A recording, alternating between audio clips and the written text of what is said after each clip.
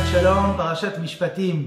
Nous avons une paracha cette semaine extrêmement riche en termes de mitzvot, 23 mitzvot positives et 30 mitzvot négatives, ce qui nous fait 53 mitzvot en tout dans une seule paracha, c'est beaucoup.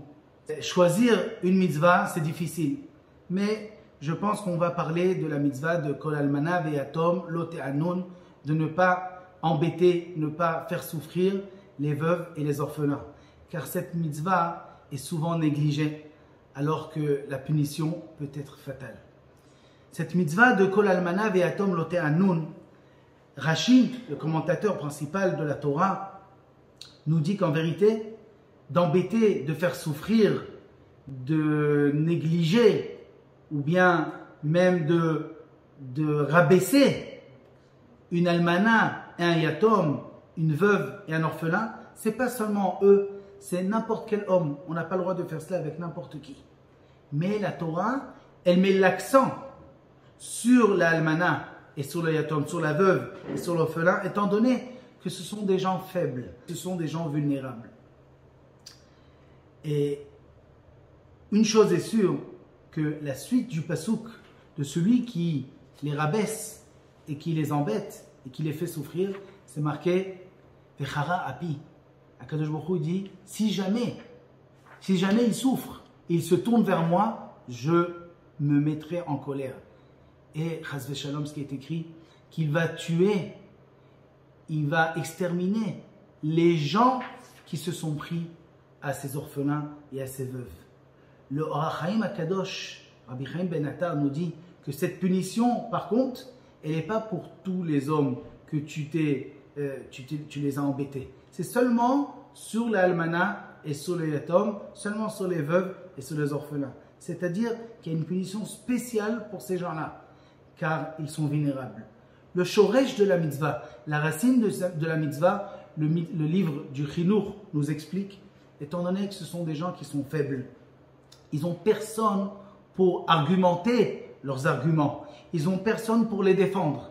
Et donc, automatiquement, les gens les prennent pour des gens plus faibles. Ils se permettent de leur crier dessus, de les gronder, de dire ce qu'ils veulent, étant donné qu'ils sont vulnérables. Personne ne peut prendre leur défense.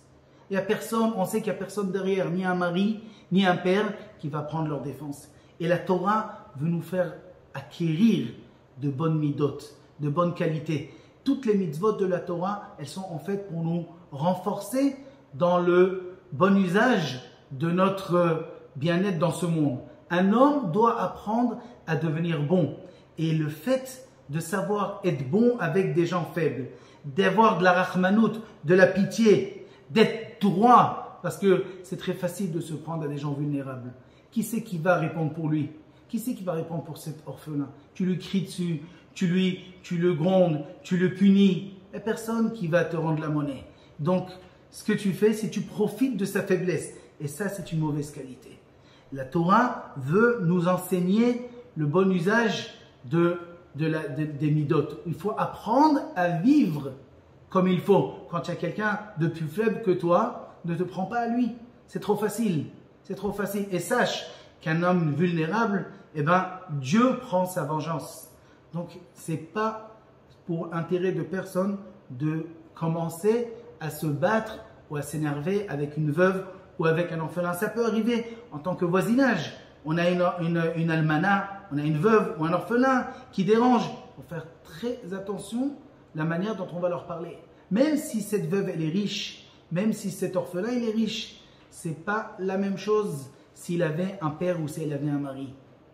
On n'a pas le droit de mal parler. Il faut faire très très attention de ne pas vexer. Parce qu'en fin de compte, ils sont vraiment vulnérables. Et un homme ne doit pas profiter du fait que quelqu'un est faible pour pouvoir montrer qu'il est plus haut que lui.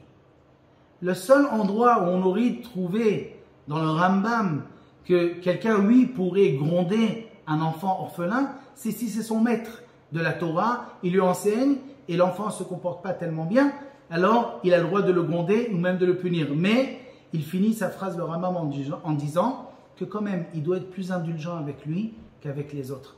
Car c'est faire très attention de ne pas vexer ces gens-là.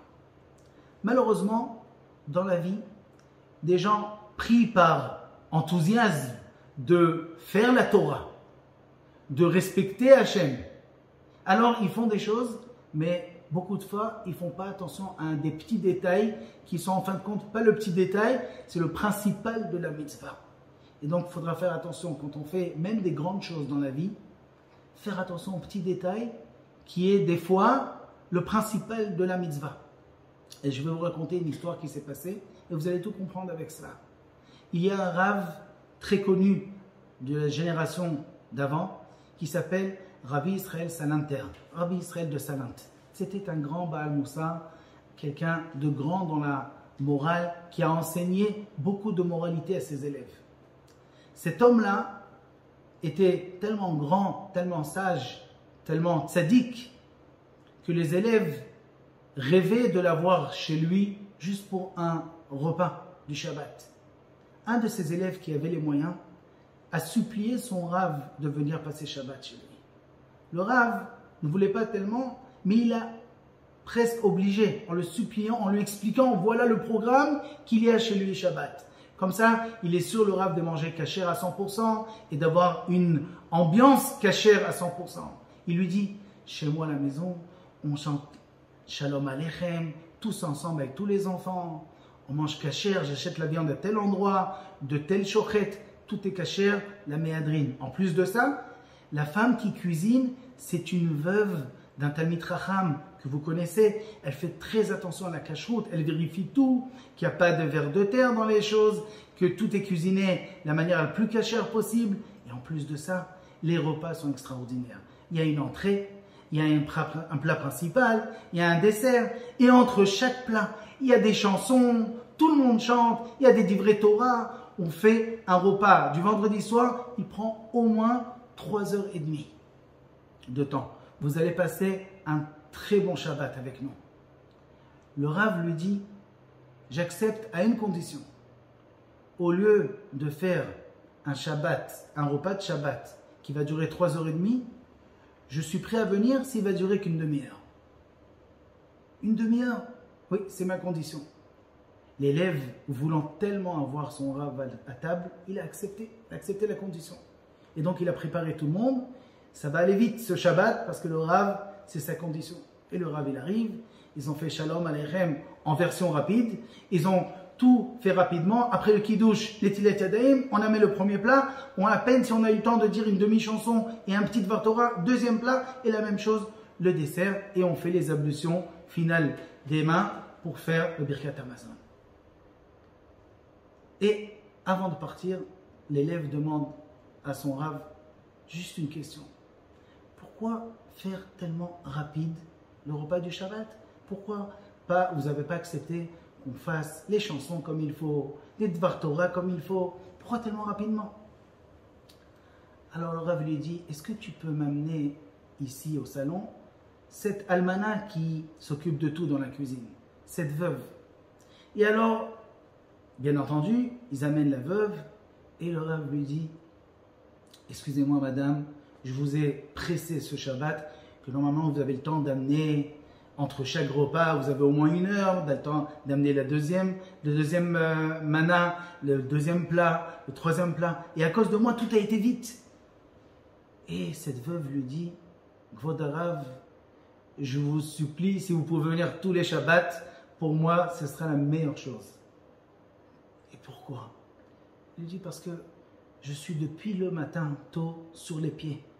J'ai travaillé dur toute la journée. Et maintenant, je dois attendre que le repas termine pour pouvoir rentrer chez moi, être un petit peu avec mes enfants et dormir tellement fatigué. Et là, Baruch Hashem, que le repas était tellement court que je peux rentrer tôt à la maison et encore le soleil dehors. Je suis bien maintenant, j'ai tout mon temps pour moi. Et alors, le Rav se retourne vers son élève et il lui demande, est-ce que tu as besoin que je t'explique ou tu as compris tout seul? Shabbat shalom.